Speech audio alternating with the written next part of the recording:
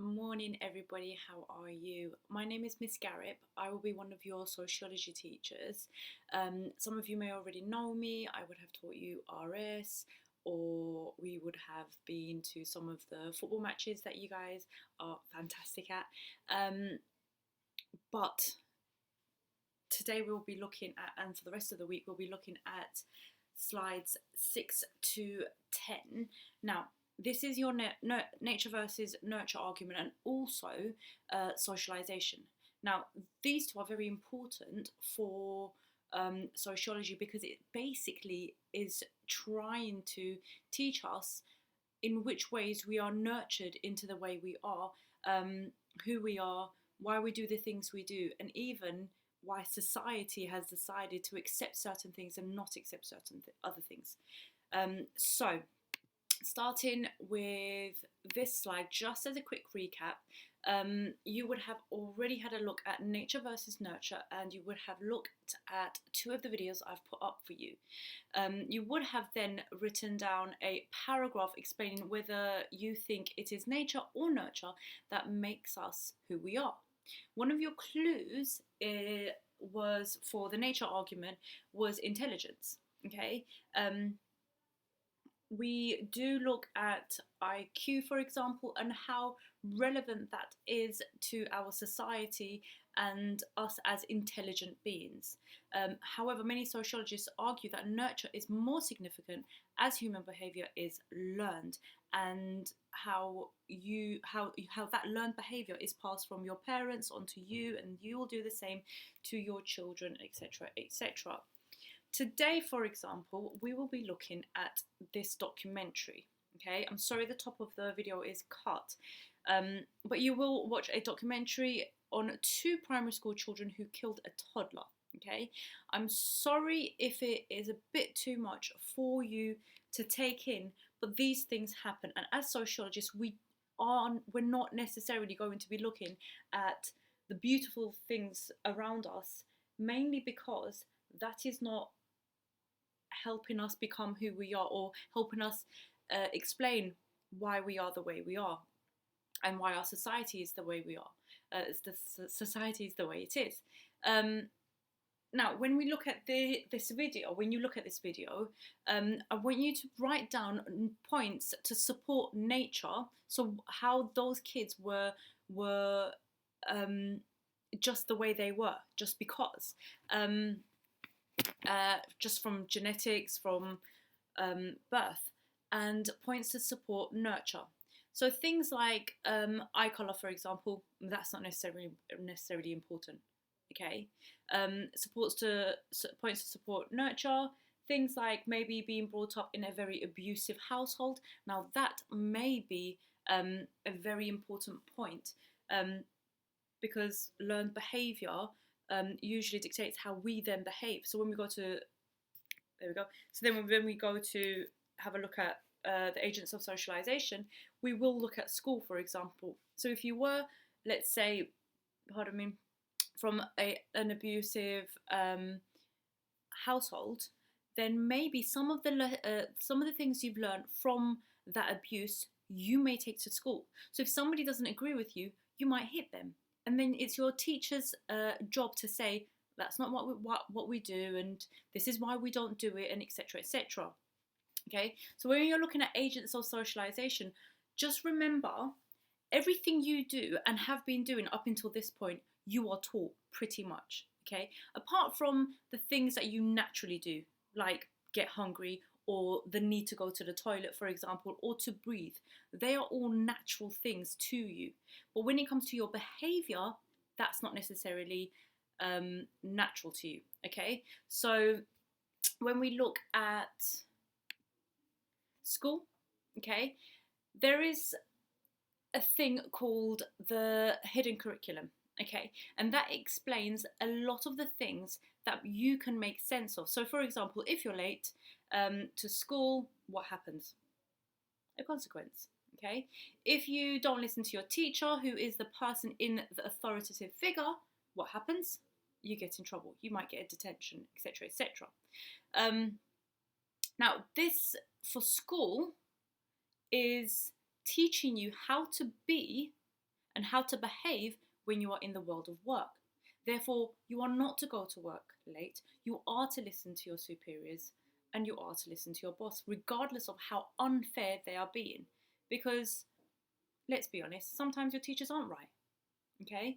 And still, even though they're wrong, they're going to be strong with it, okay? Now, your family and household is where you experience your primary socialization. That's an agent of socialization. That's the first place you learn how to say please and thank you. That's the first place you learn how to share, how to not lie, for example. You watch your parents and they are your role models, or you watch your carers and they are your role models. Regardless of if they are right or wrong, you will follow in their footsteps because they are the only things you see. That's the only way you know how to be. Now, your peer group is something quite interesting because you can choose your peer group. Okay, it's a group of people of approximately the same age. It's very unlikely that you have a friend who is 35 years old and you're 10 years old. It doesn't really make sense because of social demography. Well, where do you see these people? Where do you meet these people to be friends with them? So of course you're probably going to make friends with people your age, maybe in your class, in your school. Now, the issue with peer group is it is a lot more blurred and kind of scary nowadays because of all the things that you get to do online. For example, your PlayStation, for example, you get to meet people that you don't know. And a lot of times, they're not necessarily the age that they are saying they are, okay? Now, if we move on, remember to take notes, okay? If we move on, we'll continue looking at the agents of socialization. So when you are older, you'll see that actually the workplace is also an agent of socialization. The government is also an agent of socialization, and so is the media. Okay.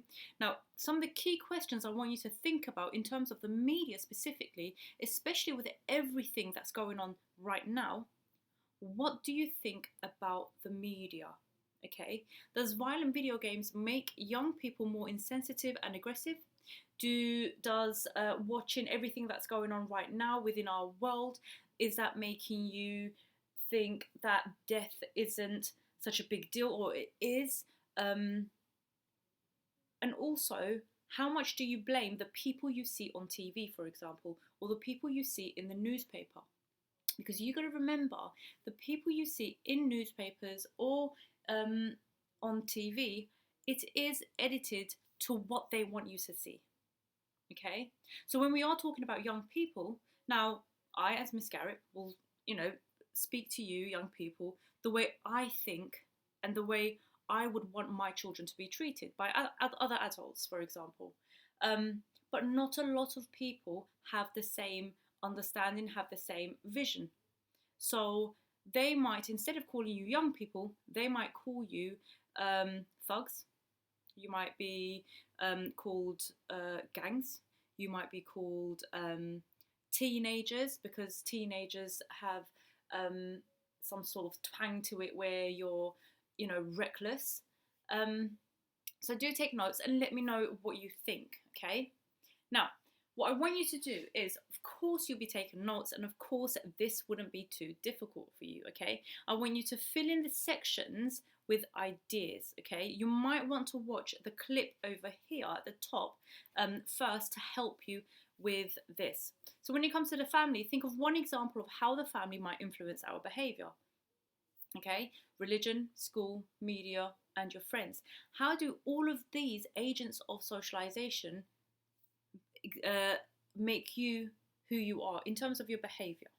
Okay, so for example, in terms of religion, it says that thou shalt not kill. Okay, that's a really difficult example because every agent within socialization tells you not to kill. But even our laws, so our government, we are governed by that rule, thou shalt not kill, because you need to remember we are in a religious country, and therefore a lot of our laws do actually come from the Bible, for example. Okay, so So, how do we know? So, how do we know that we've been socialized? How do we know that, yes, you are all free thinkers? Because if I was to say, you know what, everyone can eat a cookie in lesson whenever you want, or you can just eat in lesson, you will all question me because you know you've been taught by every other teacher within school that you shouldn't be eating in lesson. Okay, so how do you know these things? So how do we learn how to fit in? How do we learn normal behavior? How do we learn rules that are not written down? How do we know our place in society and roles we must fit in? These are all questions I actually want you to answer, okay? And some of them seem quite obvious, but I really want you to think really simply to get the answer that I need from you, okay? So how do we know to not comment on how overweight someone is when we see them? Or do we? As children, we are more vocal, we are more honest, and we learn to take a step back as we grow older. Why? How do we know how to eat with a knife and fork in a restaurant, but it is okay to pick up food with your hands in McDonald's? Now that's really important because that is where you are changing your behavior, even if you haven't been told then and there to behave in that way. Okay? How do we know to shake someone's hand and not lick someone's face when we greet them in our culture? How do we know not to go toilet in the middle of ASDA? When you need to go, right? So why do you not? And how do we know when to share and when not to? I think that's all for now. If you have any questions, please email me. My name is Miss Garrett.